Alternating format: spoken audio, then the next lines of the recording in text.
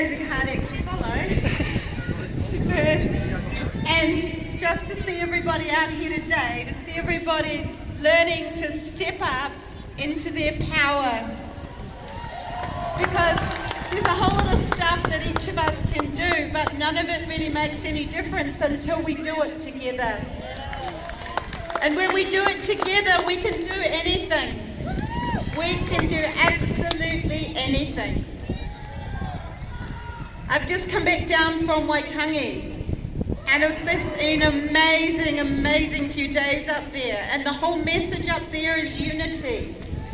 Woohoo! A beautiful message of unity. It's a moving out of the old guard, who didn't perhaps always have the unity, and a moving in of the new guard, who have this beautiful message. And people were talking about, imagine it's looking like a garden full of beautiful flowers, and everybody's got their own colour and their own shape and their own style.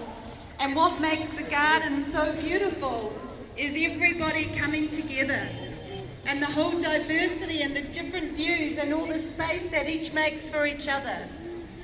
And this is what it's like here now. So many different groups, all the different groups that are all realising that we've all got something to add, but we all need each other to really, really make a difference. We've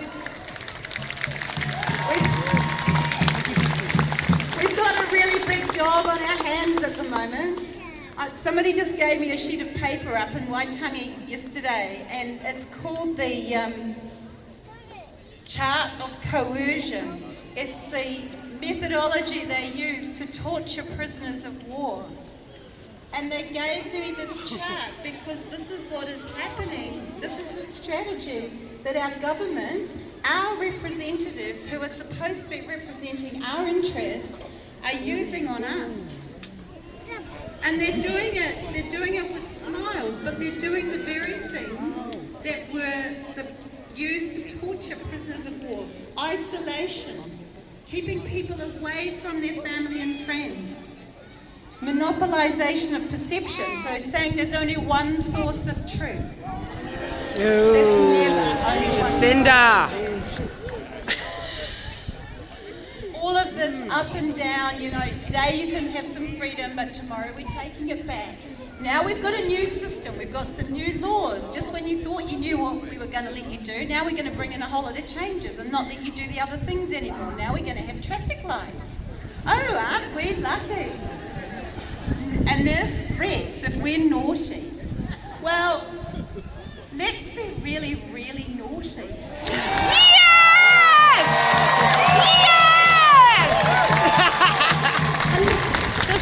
Let's all step up into our power, because then we can take back all of these stupid rules. We don't need this in our lives, do we? We really don't. We've got some amazing teams coming together all around the country, and I really, really congratulate everybody that's stepping up, and I can't thank everybody individually, but the teams that are coming together to fight for us, and we've all got our different skills, and we can all come together at different times and add to what we're doing. So we've just been in the High Court, fighting for the border workers. Yee-hee!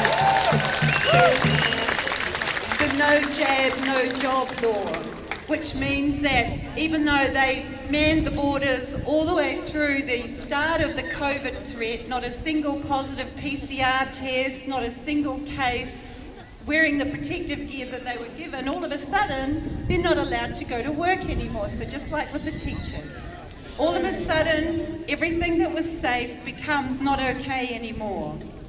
Well, that doesn't make a heck of a lot of sense, does it? But what it has done is it's taught people to step up and fight, and it's taught the doctors to stand with the scientists, to stand with the lawyers, to stand with the border workers, to stand with the teachers, and the healthcare workers and the corrections workers and all of the other groups, the pilots, the Air Force, all of the different groups, the Army is standing, the police are starting to contact.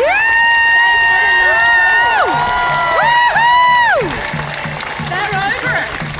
They don't want to be running around telling people to wear a mask that doesn't even work. Yes! They've got much better things to do. So we're really hoping that we'll get a good outcome from this High Court case, and that we'll hoping we may get a result next week, which will be hopefully the end of this crazy no jab, no job law. And we're hoping that the court will say that our fundamental rights and freedoms cannot just be dismissed willy-nilly on the whim of a minister of the Crown, who's supposed to be representing us, and who, by the way, is the only person in the whole court case who's now claiming that this vaccine is safe and effective. Even his own team aren't standing here saying that anymore. Hey! So we've just got to keep putting the pressure on. If we don't get the outcome we want in this case, we'll do another case. And we'll do more and more until we do get the outcome we want. And every time we get more and more support from more and more people, because this is too important to give up. It's just too important. We're never going to give up. And every time we step up, we win some ground back. So while we were in court arguing that it was wrong to have no exemptions for the border workers, the government blinked.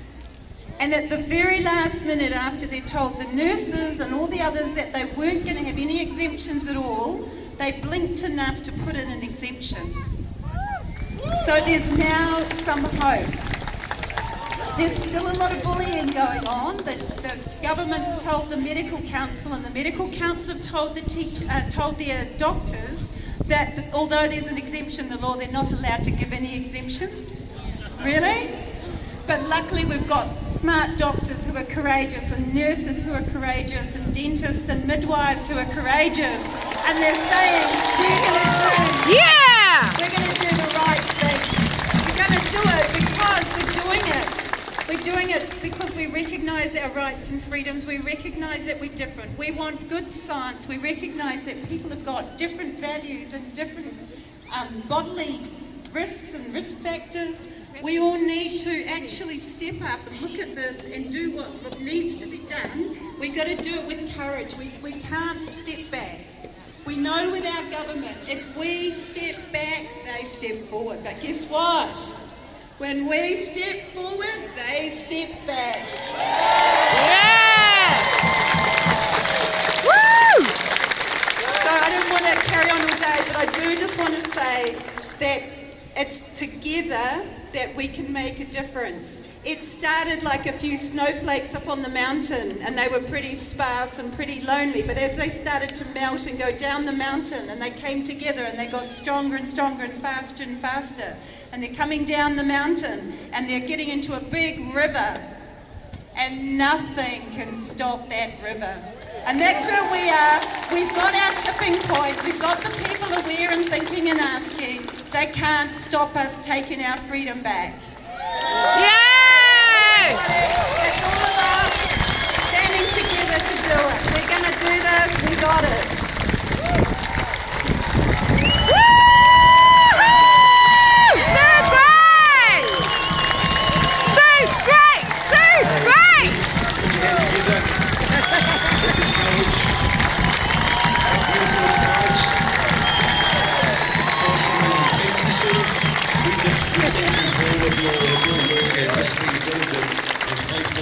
And everything that you've been gifted with, but most of all for being brave to stand up in the face of the bully. So thank you so much. We wish you all the best, and I know that this journey together continues.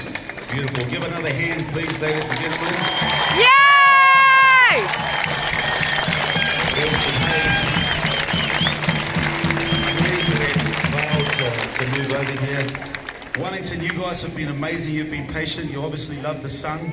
The sun always comes out when people are free to come and together, and so I just encourage you, and I just know that there's a lot of courage that is starting to well up in our audience today. You know, we haven't actually come here to cause trouble, have we? No. We haven't come here to be traders or to be non-team players. We are part of the team of 5 million, and although at the moment it seems like we're 10% of that team, but I tell you what, there's another part of the other 90% who are not feeling like they're part of the team of 5 million as well. Jabbed, compliant, conforming but still not feeling free. That's not being part of a team in my book. And so, like I say, we're not here to cause trouble. All we are here for is we just want a government that is fair, that is honest, and that does what's right for its people. And at the moment, we're not asking much. We're asking what any ordinary citizen should be able to, and within their rights, to expect from the government that we voted in, by the way. They listened to the masses and they got in there. And now that they're there, pushing their agenda, the voice of the masses doesn't amount to much, does it? And so instead of having a government that's doing what's right and fair and honest, we've got a government that is segregating us, separating us, stripping away our rights and freedoms, taking away our ability to parent our children and to educate our children, taking away our right to travel, and turning us against one another. That's what's happening in this country. A Prime Minister is supposed to bring a nation together, not divide a nation. You're not here to divide a nation. We've heard the voices of ordinary Kiwis who are saying, we've had enough. And I'm talking to union heads who feel like their teeth have been pulled out. You know what I mean? Union heads, heads of unions who are supposed to be there to support the rights of their